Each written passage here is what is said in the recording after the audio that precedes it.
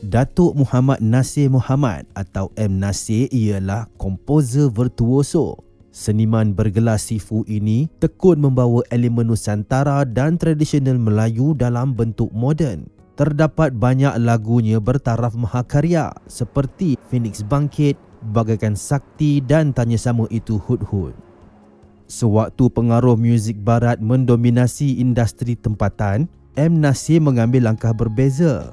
Walaupun turut mendapat inspirasi daripada pemuzik seperti Earth, Wind and Fire, The Beatles, Pink Floyd dan Crosby, Still, Nash and Young, M. Nasir tidak membiarkan dirinya sekadar menjadi pengikut. Beliau mengetengahkan muzik dengan ciptaan yang beridentiti. Karya-karyanya tidak dipatasi sesuatu genre. Beliau menerapkan kepelbagaian. Terdapat sentuhan muzik barat seperti blues, gospel, folk rock, malah alunan muzik qawwali, muzik sufi yang popular di Pakistan. Dan pastinya elemen muzik Melayu Nusantara merupakan tunjang utama karyanya. Gedung inspirasi ini dijelmakan dalam gaya M. Nasir yang tersendiri. Ketika ditanya dari manakah sumber ilhamnya, beliau menjawab, sekiranya ilham itu diibaratkan sebagai satu benda, maka benda itu adalah dirinya sendiri. Ilham adalah diri saya dan diri saya adalah ilham. Susah dimengertikan, tetapi itulah tanggapan saya mengenai ilham. Beliau menambah, ia didapati melalui dua cara. Pertama, melalui pemerhatian dan pengalaman. Kedua, melalui diri sendiri. Dan ia perlu hadir dalam rasa yang bukan datang secara sembrono, tetapi daripada ilmu pengetahuan. Menurutnya, karya yang mempunyai rasa seperti itu merupakan salah satu lorong tasawuf. Beliau turut menegaskan kepentingan menghasilkan karya yang bermanfaat kerana tugas pengkarya adalah mengajak orang ramai untuk berfikir. Muzik M. Nasir bukan sekadar koleksi nota dan kata semata-mata. Beliau amat menitik beratkan unsur pengajaran.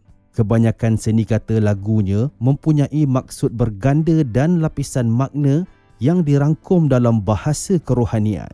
Dalam tenunan kata ini, M. Nasir membicarakan pelbagai sudut pengalaman insaniah, termasuklah persoalan eksistensialis. Terdapat daripadanya unsur-unsur epik budaya dan sastera seperti Phoenix Bangkit, Tanya Sama Itu Hud-Hud dan Langgam Pak Dogo.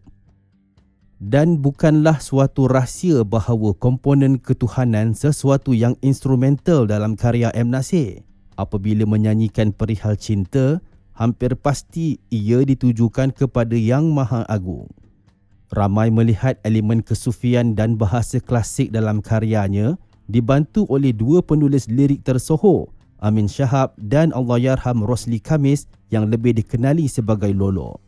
Seni kata lagu di balik Cermin Mimpi, Mustika, Ghazal untuk Rabiah, Ada, Bila Rumi Menari, Hud-Hud dan Kias Fansuri antara yang dikaitkan sebagai mengandungi pengaruh Sufism.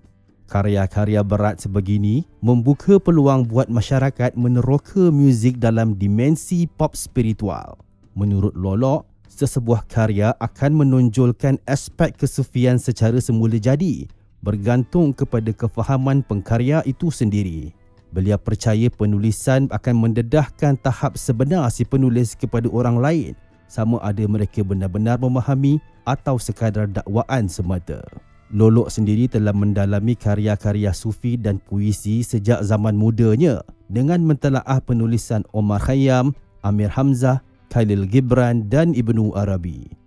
Beliau telah menghasilkan pelbagai lirik untuk M. Nasir seperti Keroncong Nostradamus, Selok Hajegel Melayu, Secangkir Kopi Semanis Puan, Ghazal untuk Rabiah, Bonda, Apokalips, Ratnaku, Berikan Nur Bisa, Nur Nilam Sari, Andalusia, Langgam Pak Dogo dan Kias Fansuri.